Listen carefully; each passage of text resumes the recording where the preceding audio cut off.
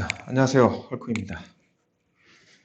드디어 스프링 MVC, 스프링 기반의 웹 어플리케이션 개발하는 방법을 소개시켜 드릴 텐데요. 이제 지난주 자바 웹 어플리케이션 실습 잘 해보셨죠? 네, 자바에서 웹 어플리케이션이 어떻게 동작이 되는지 이제 이해를 하셨으리라고 믿고, 이제 스프링 MVC 진행하겠습니다.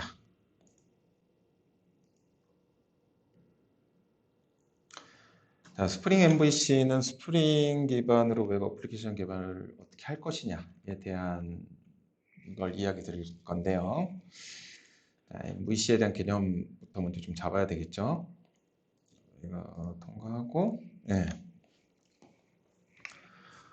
과거에는 모델 1 아키텍처라고 하는 거를 사용을 하게 됐어요. 일단 지난주에 실습했던 거를 기반으로 잠깐 설명을 드리면, 먼저 우리가 서블릿이라는 거를 개발해서 코드 안에 HTML 코드를 같이 녹여서 개발 진행을 했었죠. 그러다 보니 어떻게 돼요? 그 HTML 자체를 보기 너무 힘들죠. HTML 구조 자체를. 그래서 그 해당되는 HTML 구조가 보기 쉽고 로직도 담을 수 있는 JSP라고 하는 게 탄생이 됐다고 얘기 드렸어요. 모델 1 아키텍처는 이 JSP를 이용한 이런 그 서버 사이드 스크립트를 이용한 아키텍처입니다. 즉 따따따 다음 점 넷 이래서 브라우저가 이제 리퀘스트 요청을 하게 되면 거기에 해당되는 JSP가 지금 그 안의 로직으로 자바 빈들을 호출하게 됩니다. 이 빈이라고 하는 건 자바 오브젝트죠. 우리가 JSP 안에 그 어플리케이션 컨텍스트에서 get빈 해와서 유저 DAU를 지난주 활용을 했죠. 그런 유저 DAU를 이야기하는 거고요. 그 유저 DAU가 실제 리퍼지토리에 있는 데이터를 꺼내 와서 유저라는 오브젝트를 JSP한테 전달하면 그 JSP 안에서 유저라는 오브젝트를 활용을 해서 저희 지난주 같은 경우는 name, 이름을 출력을 시켰죠. 그리고 리스판스를 그대로 전달하는 게 모델 1 아키텍처입니다. 자, 모델 1 아키텍처를 이제 주로 쓰다가요. 문제가 생깁니다. 이 모델 1 아키텍처는 웹 어플리케이션 초기, 웹 어플리케이션이 나온 초기 모델에는 굉장히 괜찮았지만 이제 웹이 확장이 되면서 어마어마하게 발전이 되면서 웹 속에서 비즈니스 로직이 굉장히 복잡하고 그리고 화면도 굉장히 다양하게 발전하게 됩니다. 그러다 보니까 어쩔 수 없이 JSP에 오만 때만 그냥 로직이 굉장히 복잡한 로직들이 JSP 안에 다 추가가 되고요. 얘는 거의 알아볼 수 없는 수준으로 복잡하게 JSP 파일들을 구성하게 됩니다. 이러다 보니까 이거 도저히 안 되겠어. 그래서 이 구조를 벗어나서 우리는 지금 현재는 JSP와 자바 빈으로 구성되어 있는 구조를 모델 2 아키텍처라고 하는 게 있는데 모델과 뷰와 컨트롤러라고 하는 세 가지 개념을 두고 요거를 분리해서 사용을 해봅시다 라는 걸로 이제 바뀌게 됩니다. 그래서 모델 2 아키텍처는 MVC라고 얘기를 하는데요. 모델과 뷰와 컨트롤러는 각각 다른 역할로 만들어 보자. 이게 개념입니다. 어떤 방식이 되냐 하면요. 브라우저는 따따따 다음 점 넷이라고 이제 요청을 하게 되면 맨 처음 요청을 받는 녀석은 컨트롤러인데요. 얘가 그냥 서블릿 클래스가 됩니다. 이 서블릿 클래스가 지금 현재 비즈니스 로직이 들어가 있는 자바 빈과 모델들을 이 이 컨트롤러가 한 서블릿이 다 처리를 해주고요. 그리고 요 안에 특히 또 요 들어가야 되는 뭐 리퀘스트와 리스폰스와 뭐 제어 로직들이 되게 또 많을 수 있잖아요. 그 안에 제어해야 되는 단순한 비즈니스 로직 이외의 로직들, 즉 패스와 관련된 화면과 관련된 그 로직들은 이 서블릿에서 담당을 하게 되고요. 이 서블릿에서 담당한 단순한 처리가 끝난 단순한 결과만 모델에 담아서 뷰에게 전달을 합니다. 그러면 JSP는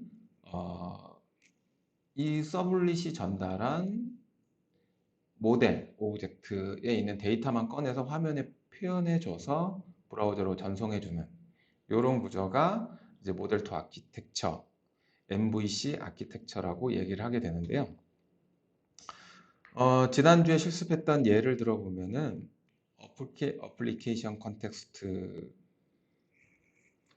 이제 getBin하고 그 bin을 유저 DAO에 담고 유저 DAO 호출해서 유저 오브젝트를 가져가는 로직들이 JSP 안에 들어가 있었잖아요. 그 해당되는 로직이 이 서블릿, 이 컨트롤러 안으로 빼고요. 그리고 그냥 유저 오브젝트만 요 JSP 안에 전달하는 그런 구조로 만들자는 거예요. 그래서 실제 자바빈 비즈니스 로직이 담겨 있는 걸 호출해서 가공해서 모델의 데이터만 감싸서 JSP에 전달한다 해서 자, 지금 자바빈 자체는 모델이 되고요. 비즈니스 로직을 담당하는 그리고 이 로직을 담당하는 녀석은 컨트롤러가 되고요. 그리고 뷰만 담당하는 녀석은 뷰, 즉 JSP가 되는 MVC라고 역할을 각각의 역할로 분할해서 보다 화면을 담당하는 부분을 깔끔하게 처리해주는 방향으로 아키텍처가 선회하게 됩니다. 스프링 MVC도 마찬가지로 이 모델 그2 아키텍처를 따르게 되는데요. 어떤 방식이 되는지는 이제 보시면 앞으로 계속 설명을 드릴 겁니다. 이거는 스프링 MVC의 구조에 대한 얘기인데요. 스프링 MVC는 디스패처 서블릿이라는 게 모든 컨트롤 역할을 다 해줍니다. 얘가 C의 역할을 해주는 하나예요. 그 다음에 그 안에는 빈들을 관리하는 녀석, 웹 어플리케이션 컨텍스트와 그리고 상위 그 어플리케이션 컨텍스트는 하이라키가 가능하다고 했죠. 그리고 그거를 웹 어플리케이션 그 스프링 MVC 할 때 좀 설명을 드리겠다라고 말씀을 드렸습니다. 요 화면은 요 화면 그냥 넘어갈게요. 요 화면은 설명이 적절치 못할 것 같고요. 요거를 여러분들이 100% 이해하면 스프링 MVC는 끝납니다. 요 화면이 굉장히 중요한 화면이 되는데요.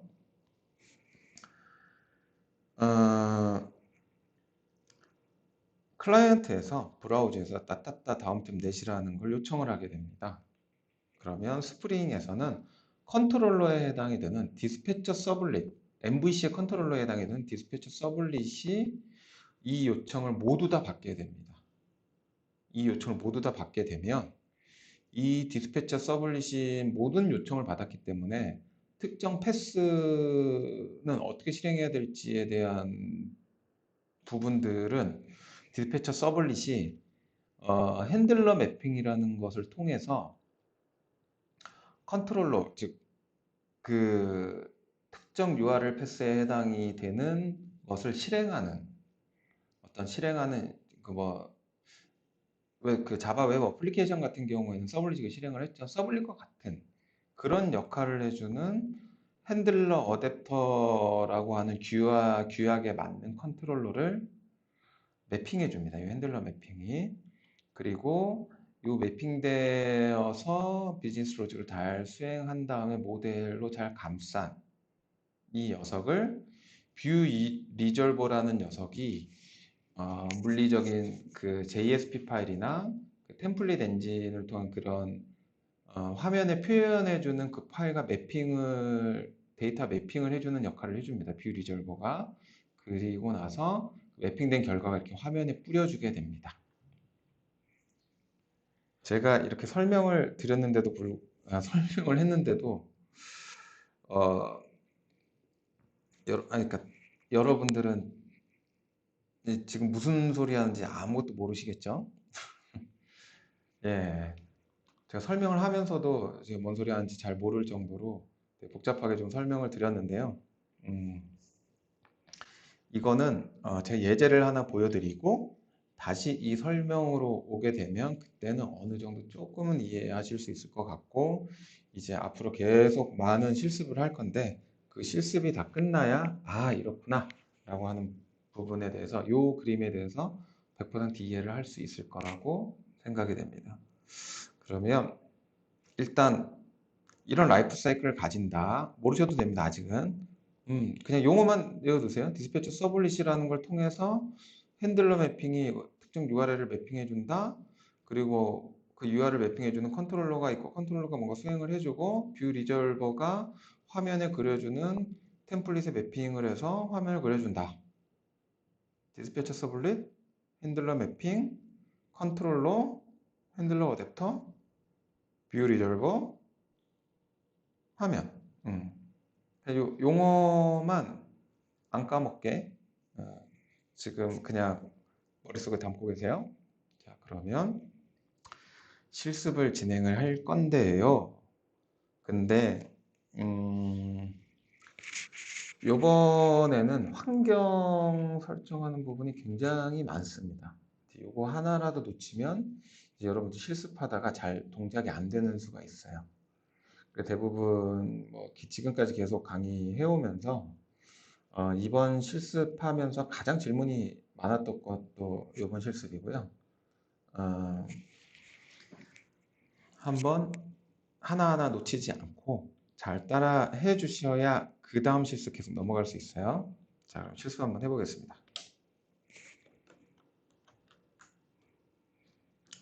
자, 지난주까지 실습했던 이 프로젝트인데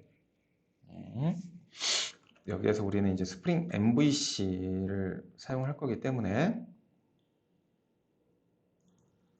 build.gradle에 스프링 MVC, 웹 MVC라고 하는 라이브러리를 로딩 해줍니다. 그래드를 바꾸면 항상 리프레시 해줘야 되겠죠? 자, 이렇게 해주고요.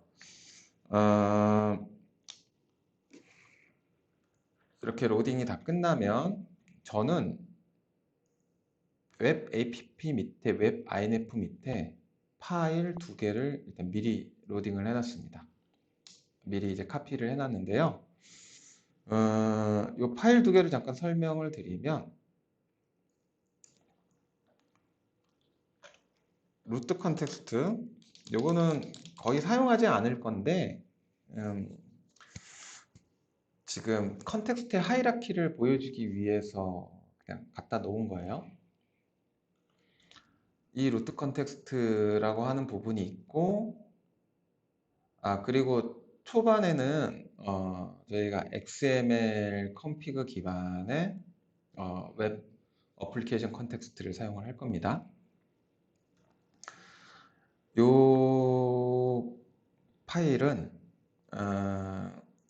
여기에다가 이제 여러 웹 어플리케이션이 같이 활용을 할 만한 빈들을 넣으면 될 거고요.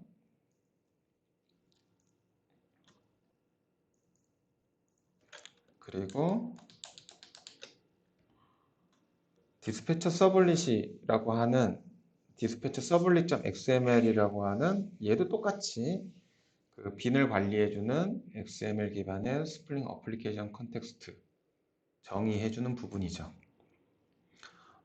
근데 얘는 서블릿과 관련된, 그러니까 MVC와 관련된 정의들, 즉 스프링 MVC와 관련된 정의들에 좀 특화시켜 놓은 부분이 있어요. 그래서 요 설정의 시작 부분과 끝 부분만 좀 카피해서 갖다 놨고요. 자, 이 두 가지 파일이 이제 여러분들도 준비가 되어야 됩니다. 이거는 뭐 검색해서 찾으셔도 되고요. 요거 한 번씩 다 타이핑 해보셔도 됩니다. 자, 보시고 얘는 디스패치 서블릿.xml,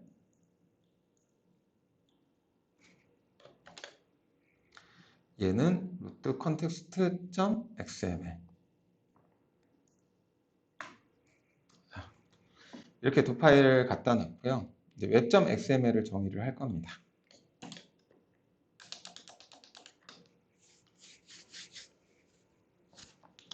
web.xml을 정의를 할 건데요. 웹 어플리케이션이 로드하면서 파라미터, init 파라미터, 초기 파라미터를 받을 수가 있는데요. 잠깐만요.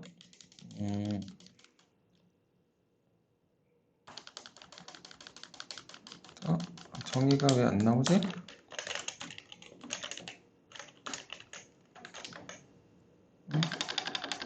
파라미터. 컨텍스트 파람. 네. 자, 컨텍스트 파라미터라고 하는 거를 정의를 할 건데요. 이 컨텍스트 파라미터의 이건 뭐냐면 이 웹 어플리케이션 컨텍스트, 서블릿 컨텍스트가 로딩이 되면서 특정한 파라미터를 받는 겁니다. 컨텍스트 컨피그레이션이라고 하는 파라미터를 받을 거고, 얘는 슬래시 웹 inf 밑에 아까 우리 루트 context.xml을 정의를 할 겁니다. 자, 이렇게 컨텍스트 파라미터를 정의를 하고 여기에다가 리스너를 하나 꼽을 거예요. 리스너를 하나 꼽을 건데 얘는 어떤 리스너냐면 컨텍스트 좀 써줬어요.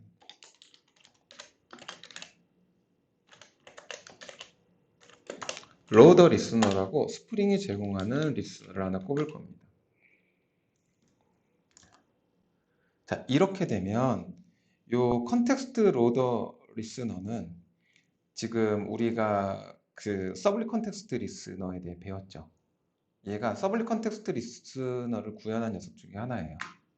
처음에 서블릿 컨텍스트가 로딩하면서 요 root context.xml에 있는 빈의 정의를 보고 빈들을 어플리케이션 컨텍스트로 로딩을 하게 되는 거예요.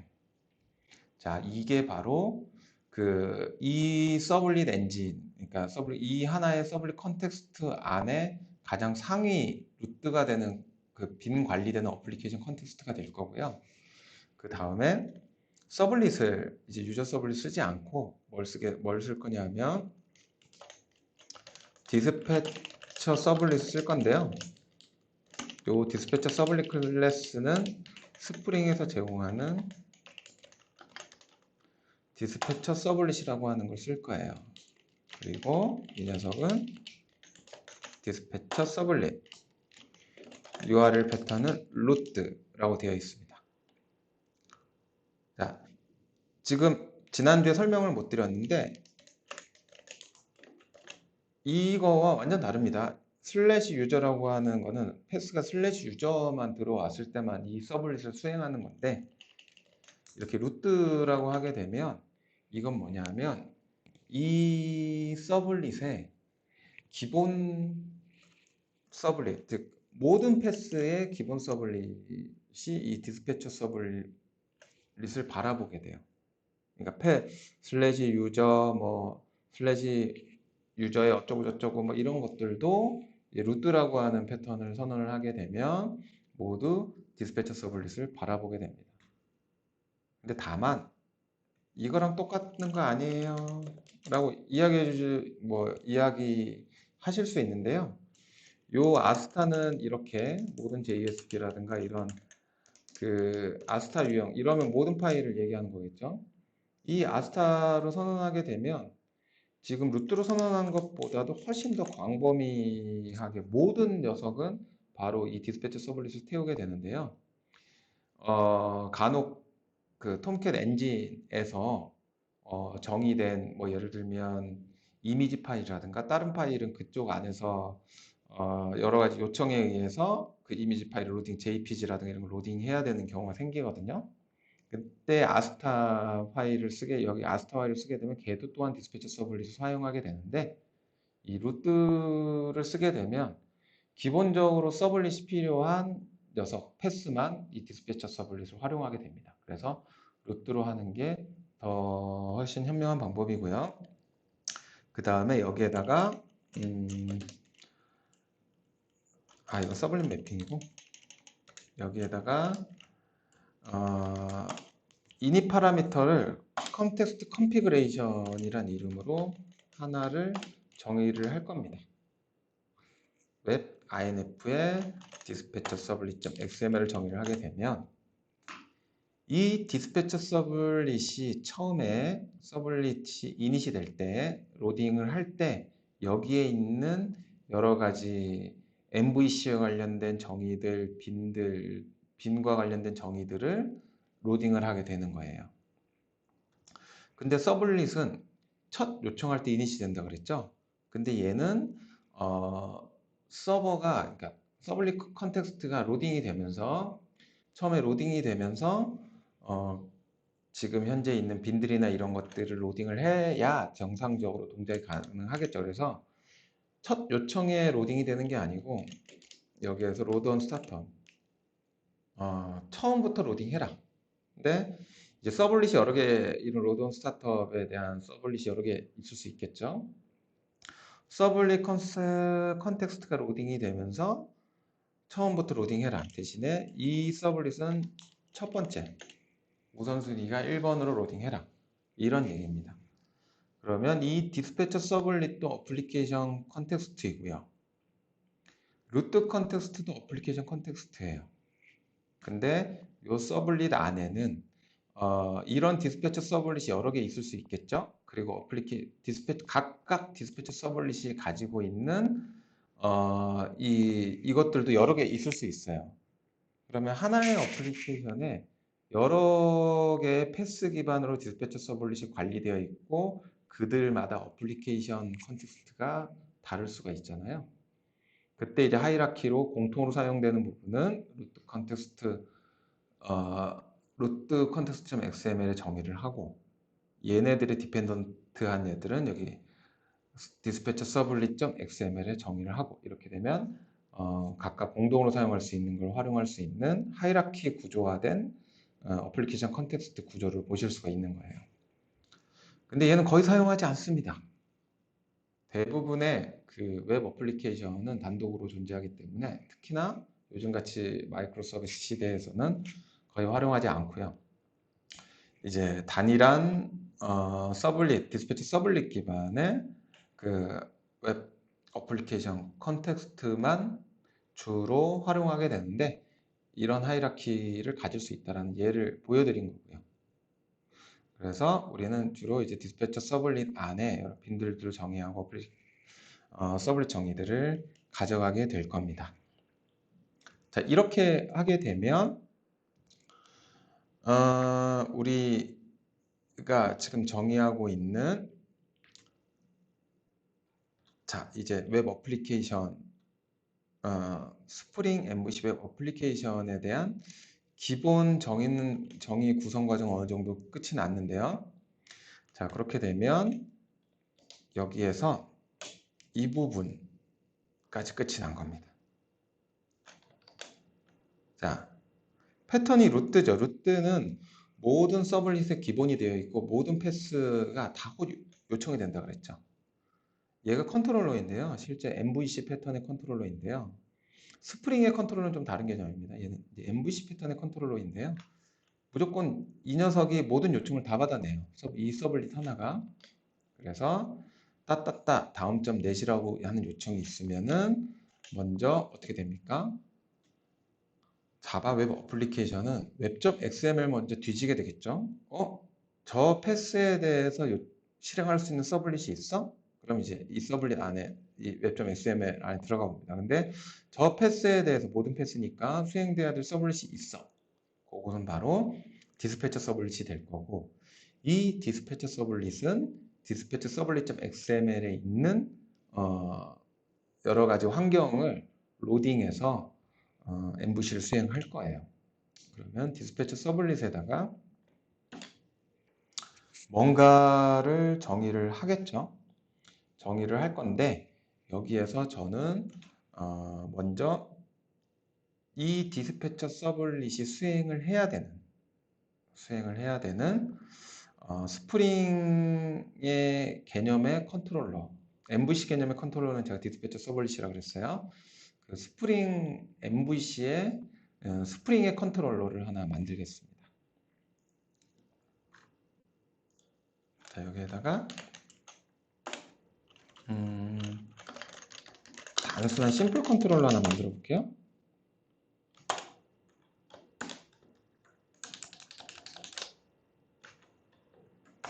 자, 얘는 스프링의 컨트롤러인데요. 얘는 컨트롤러라고 하는 스프링 이 녀석을 상속받아서 구현만 하면 됩니다.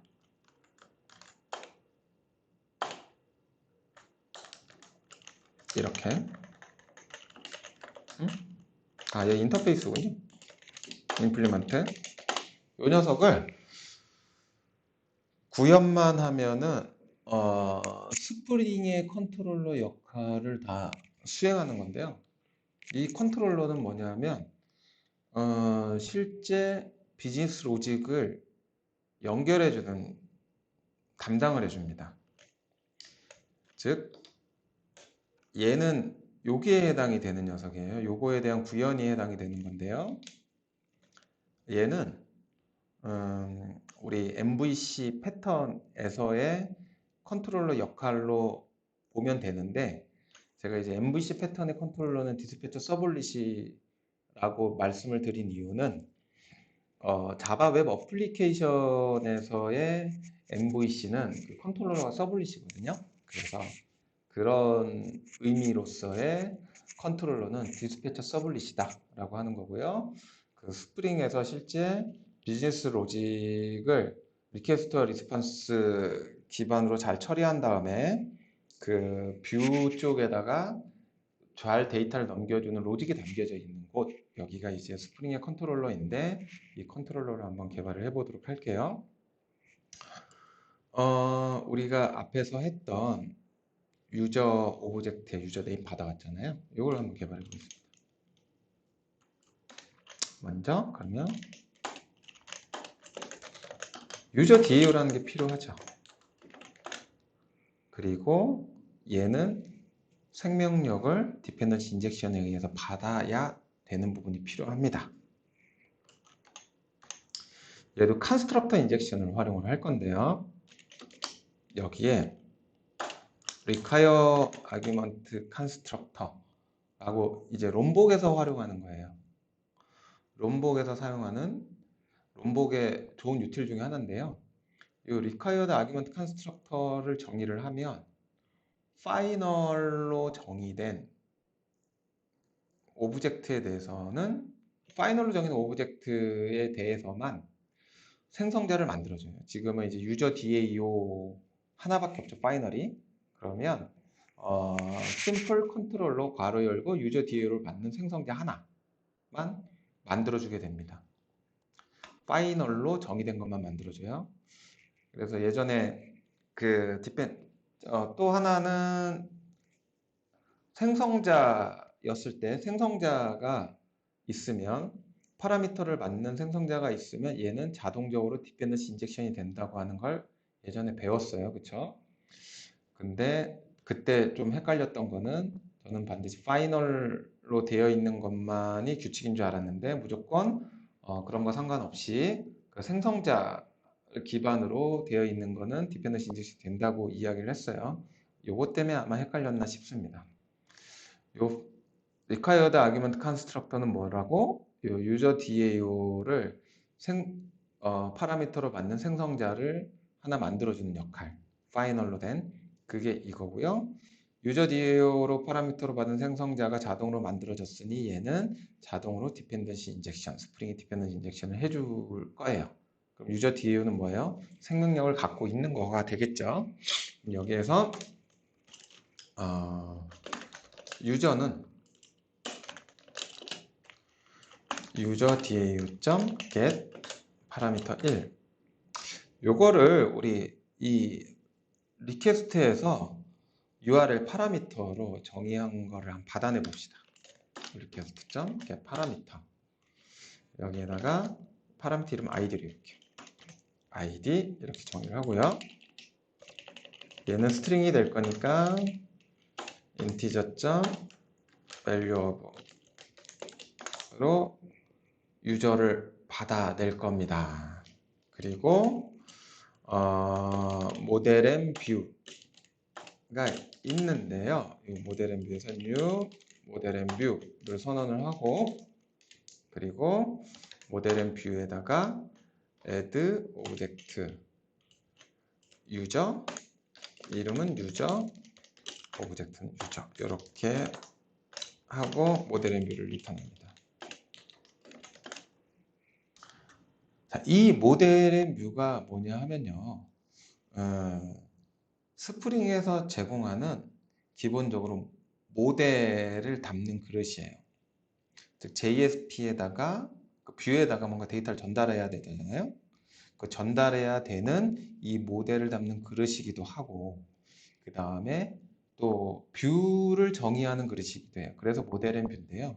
데이터를 전달하고 어떤 뷰에 그릴 거야 라는 거를 한꺼번에 정의할 수 있는 오브젝트입니다.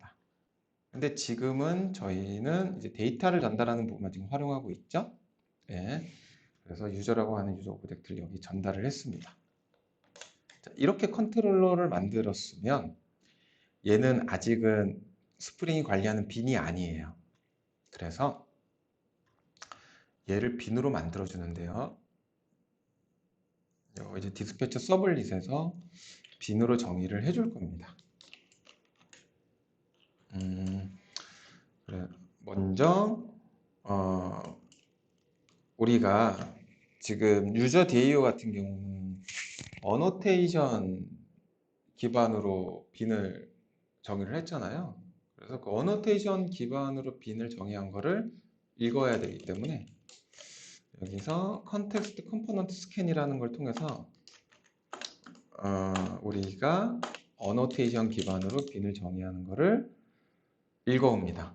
베이스 패키지를 넣고 읽어오게 되고요. 그 다음에 이제 빈을 정의할 건데요. 네임은 슬래시 유저라고 정의를 할게요. 스프링에서 제공하는 스프링 MVC의 컨트롤러는 이름이 바로 패스가 됩니다. 그래서 슬래시 유저라고 하게 되면은 그 빈 이름이 바로 리퀘스트 요청할 때 패스가 되고요. 그리고 클래스는 우리가 만든 심플 컨트롤러가 바로 클래스가 되고, 우리가 컨스트럭터 아규먼트를 활용을 했는데 이 컨스트럭터 아규먼트의 이름은 user DAO였고요. 그리고 레퍼런스는 user DAO라고 정의된 빈이 어디예요? 어노테이션에 의해서 정의가 될 거고요. 요 빈을 레퍼런스 하니까 user DAO, 즉 요 심플 컨트롤러에 있는 user DAO는 자동적으로 new 해준 user DAO를 우리가 가질 수 있게 되는 거지요.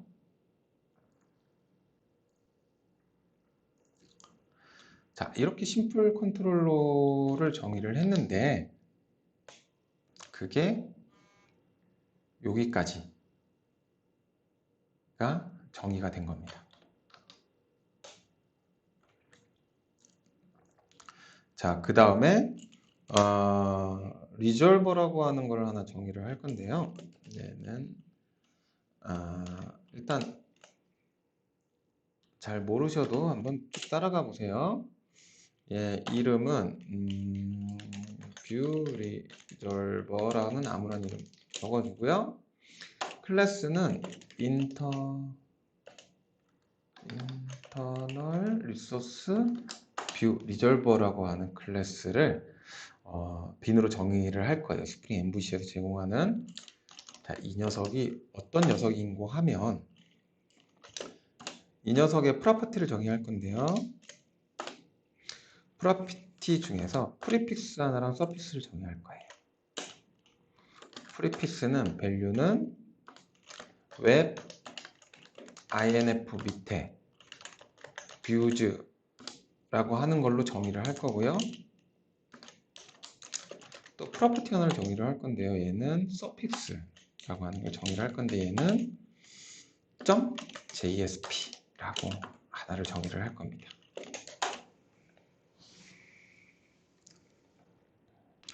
자, 이렇게 리졸버라고 하는 거를 정의를 했는데 아직은 얘가 뭔 짓을 하는지 여러분 잘 모르시고 있는 상황이에요. 그런데 이 정의대로 제가 한번 파일을 만들어 볼게요. 먼저 이 녀석을 한번 카피해서 여기에다 집어넣는데 디렉토리를 하나 만들고 views라고 하는 걸 만들고 여기다 카피를 해볼게요.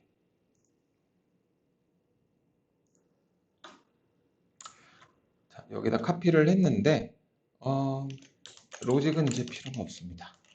로직은 필요가 없고요. 요 헬로우를 이렇게 바꿀게요. 끝입니다. 보여줄 만한 것만 데이터로 치환해서 보여줬죠. 이게 JSP가 끝입니다. 자, MVC의 뷰의 역할을 요 JSP가 하는 거예요. JSP가 하게 되는 거고요. 자, 여기까지가 마무리가 됐으면 얘가 동작이 돼야 되는데 어떻게 동작하는지 잘 모르실 거예요. 일단 빌드를 하고 통캣 서버를 스타트해서 이게 잘 나오는지를 한번 확인해 볼게요.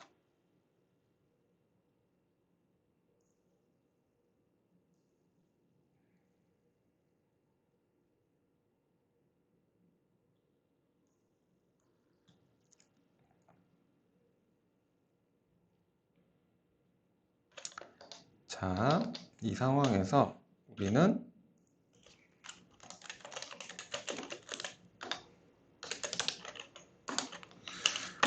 유저 JSP는 했고요. 우리는 슬래시 유저라는 패스를 진행을 할 겁니다. 오류가 나네요. 넘버 포맷 익셉션. 우리가 ID를 리퀘스트 파라미터로 바꾸었잖아요. ID는 24. 24가 한글이니까 한글 하면 결과가 헬로 잘 나옵니다. 이게 왜 나온지 아직도 이해는 잘 안 되시죠? 자, 하나씩 쫓아가 보겠습니다. 리퀘스트를 날렸어요. 이렇게 리퀘스트를 날렸으면 제일 먼저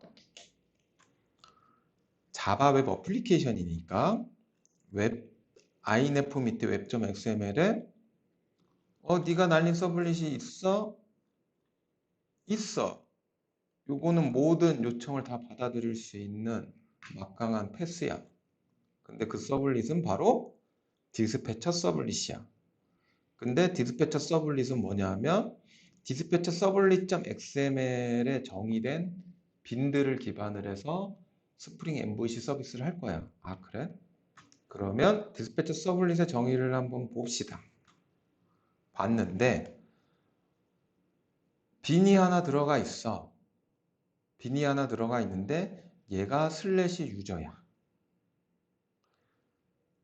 네임이 슬래시 유저인 빈이 있으면 디스패처 서블릿이 이 컨트롤러를 매핑해 줘야지. 왜냐하면 우리는 요청을 어떻게 슬래시 유저라고 했기 때문에 디스패처 서블릿이 슬래시 유저가 있는 유저라는 이름의 빈을 찾습니다. 있네. 그러면 이 심플 컨트롤러를 매핑을 해주는데요. 이게 바로 핸들러 매핑입니다. 자, 핸들러 매핑에 대해서 뒤에 조금 더 설명을 드리겠지만 디스패처 서블릿이 어떤 특정 핸들러 매핑에 의해서 얘는 빈 네임 핸들러 매핑이라고 하는데요. 빈 이름의 핸들러 매핑에 의해서 얘를 찾게 되는 거예요. 그럼 이게 바로 핸들러 매핑의 역할입니다. 핸들러 매핑은 빈네임 핸들러 매핑에 의해서 슬래시 유저라고 하는 패스를 찾아서 요 컨트롤러 너 실행해 라고 했죠. 그럼 이 컨트롤러에서 실행을 해야 되는데 이 컨트롤러는 뭐 여러 가지 메소드들이 굉장히 많을 수 있잖아요. 그래서 이 다양한 메소드 중에 어떤 메소드를 수행해야 돼? 라고 하는 게 바로 이 컨트롤러에서 핸들 리퀘스트라고 하는 메소드를 수행해야 되라고 해서 이 컨트롤러의 인터페이스에 지정을 해줬죠. 이게 바로 이 영역이 수행할 수 있는 컨트롤러이고요. 이 컨트롤러라고 하는 이 인터페이스 있죠. 얘가 핸들러 어댑터가 되는 거예요. 그러면 요거에 따라 우리가 수행했습니다. 유저 DAO에서 get에서 유저 갖고 왔고요. 그 다음에 모델 뷰라고 하는 우리 실어 나를 수 있는 오브젝트, 우리 데이터를 여기에다가 유저라고 하는 이름의 유저를 전달을 하고 리턴을 해줬어요. 그러면 유저라고 하는 오브젝트를 우리가 잘 전달받았단 말이죠. 그러면 이렇게 전달받은 거는 자 이제 디스패처 서블릿 안에 보면 뷰 리졸버라고 하는 게 있어요.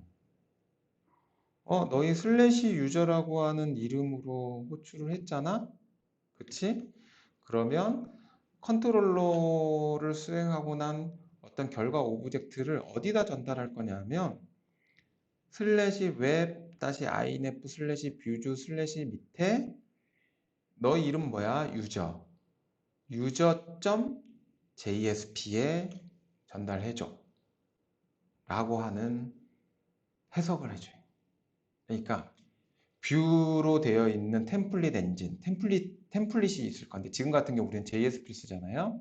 인터널 리소스 뷰 리졸버는 이런 JSP 파일 같은 그냥 단순한 그 리소스 파일에다가 해당되는 결과 값을 전달해주는 규칙을 요게 이제 패스가 뷰 네임이 될 거고요.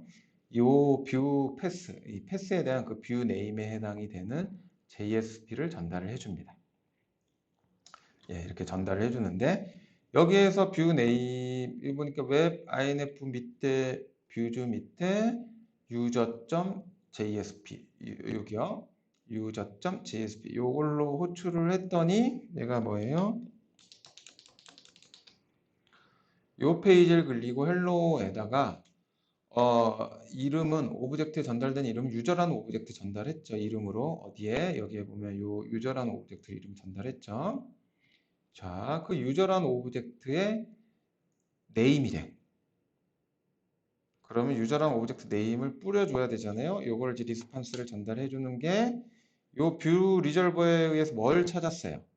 슬래시 웹 inf 밑에 뷰주 밑에 user.jsp가 이 뷰저 리졸버에 의해서 전달이 됐고 거기에 데이터까지 전달됐으니까 그 데이터를 표현한 다음에 바로 우리 요 화면에 hello 요 데이터 표현은 허유노 요게 찍히는 거죠. 자, 그렇게 해서 화면에 이게 나옵니다. 자, 다시 한번 설명드릴게요. 중요한 거니까. 일단 리퀘스트를 보냈어요. 리퀘스트를 보냈어요. 제일 먼저 누가 받아요? 자바 오브젝트니까 웹.xml 뒤져봤더니 서블릿이 누가 있어요? 디스패치 서블릿이라고 하는 게 맞습니다. 뭐 모든 걸 다. 그쵸? 요청을 받았는데 얘 디스패치 서블릿은 이 디스패치 서블릿 XML 정의를 따른대요. 이 정의에 보니까 빈의 이름이 슬래시 유저 우리가 전달한 요 슬래시 유저 패스와 동일하네 해서 빈 네임 핸들러 매핑이라는 걸 가동시킵니다.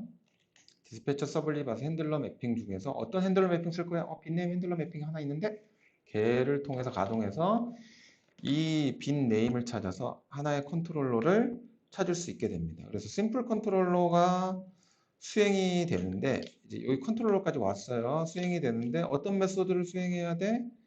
요 컨트롤러라고 정의된 인터페이스에 정의된 핸들 리퀘스트라는 메소드를 수행하면 돼. 이 컨트롤러라고 정의된 핸들 리퀘스트. 이 컨트롤러가 뭐예요? 핸들러 어댑터.